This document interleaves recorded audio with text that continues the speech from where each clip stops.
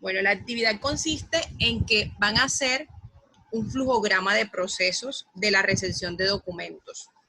¿Cuáles documentos? Documentos físicos. Cuando hablo de flujograma de procesos, hablo de todos los procesos, de todos los pasos o de todas las etapas en las que un documento, sea una carta, sea cualquier documento, pasa desde que llega a la recepción hasta que se le da respuesta, ¿cierto?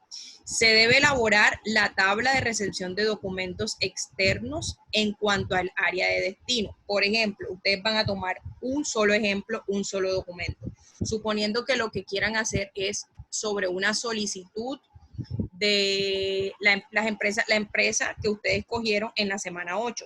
Suponiendo que la empresa de la semana 8, o sea, de la actividad anterior, sea una empresa, por ejemplo, creo que Andrea me dijo que era una empresa de calzado, sea una empresa de calzado, y resulta que le llegó un documento externo de una solicitud de cotización, ¿cierto? Entonces, llegó una solicitud de cotización de una empresa que necesita tantos pares de zapatos industriales, por ejemplo, de un color en específico. Entonces, ¿qué pasa dentro de la empresa cuando llega ese documento? Entonces, llega el documento, lo recibe la recepcionista, por ejemplo, en recepción le ponen un radicado. El radicado es un número que generalmente es la fecha, ¿cierto?, en que ingresó el documento y qué tipo de documento es. Entonces, por ejemplo, si el documento ingresó hoy, sería 3003 del 2020.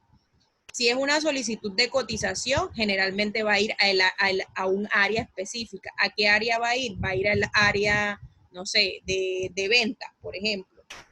Entonces se pone el código del área de venta, ¿sí? Entonces, eso es lo que tienen que hacer más o menos. Y se le debe poner en un lado cuál es el tiempo de respuesta que va a tener específicamente esa área. Entonces, por ejemplo, hacen una tabla,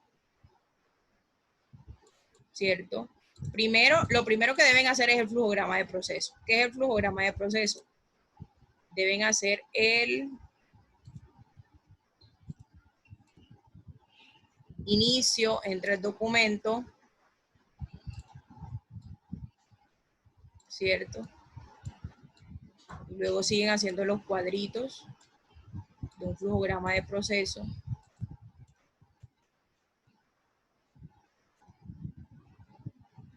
Hasta que terminen todo el proceso. Entonces aquí ingresa documento. Luego, ¿qué pasa después? Y así sucesivamente hasta que al final llega al área. Entonces, luego van a hacer la tablita, que sería el segundo punto.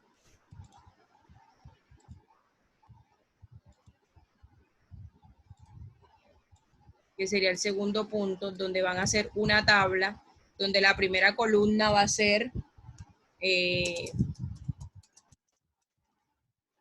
radicado, me pueden poner radicado, que debe ser la fecha y el código del área.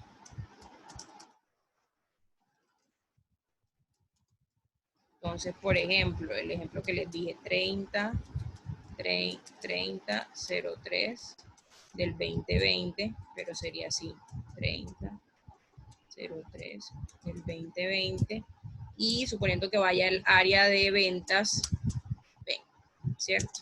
Sería la primera tablita.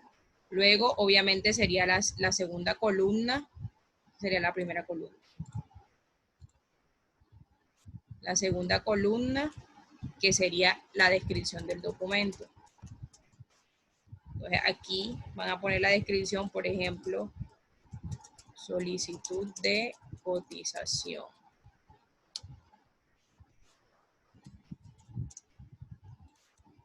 Luego, otra columna que diga el tiempo de respuesta.